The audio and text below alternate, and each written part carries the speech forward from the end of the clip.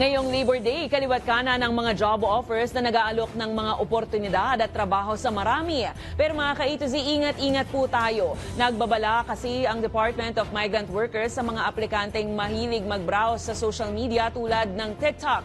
Dahil tila walang kapaguran ang mga illegal recruiters para makapanloko sa publiko. Ang detalye sa balitang A2Z ni Lane Garcia.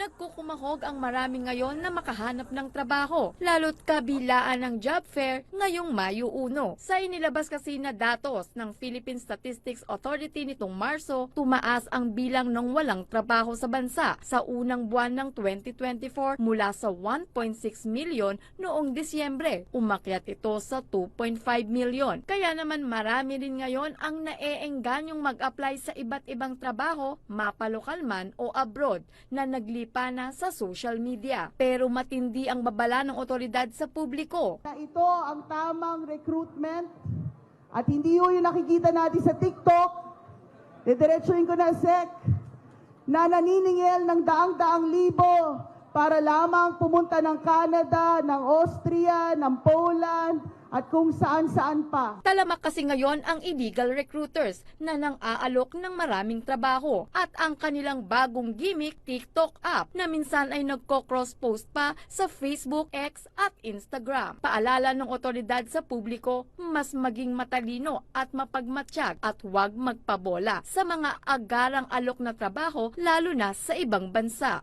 Yes, sa ating mga kababayan, kayo po'y maging maingat, no? Maging matalino, wag magpaloko at wag pumatol sa illegal recruiter. Simple lang, magtanong kung yung kaharap ninyo, lalo na kung online, magduda at magtanong kung legal na recruitment agency. Kailangan meron siyang license number na ibibigay sa inyo at yung pangalan ng kanyang agency para ma-check nyo sa talaan natin. And then, siguraduhin na yung employer na ino-offer niya ay accredited ayon sa talaan din natin. And then, siguraduhin na work visa ang tangan ninyo o hawak ninyo. Samantala, libo-libong aplikante ang dumagsa sa Labor Day Mega Job Fair ng Quezon City LGU ngayong Miyerkules. Walang sinabi ang init, lalo na sa 51 anyos na si Inesa. I-try ko lang kung okay pa ba, madala pa ba kami sa sa applyan kasi siyempre na kami, nasa AIDS na kami. Pero try lang kami kung baka sakali lang. Kung may mga nagbabaka sakali, may uuwi ring masaya. Tulad na lamang ng dalawang ito na hired on the spot sa ina-applyang trabaho. Grateful po kasi first na interview ko po na hired po agad ako. Pagka interview po sa amin na, ayun po, so far naman na successful po yung interview sa amin, then signing na po kami ng contract.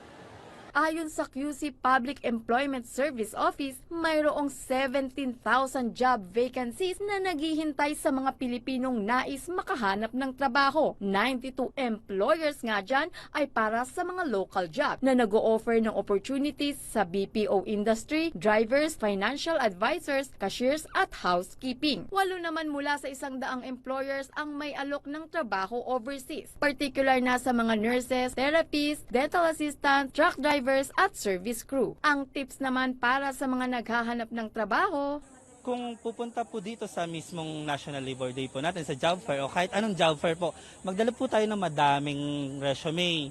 Kasi po, mas madaming resume, mas madami po tayo ma-applyan. Sa mas madami tayo ma-applyan, mas mataas yung chance na ma-hire po tayo on the spot. Siyempre, lakas ng loob po. Tapos, siyempre, presentable po.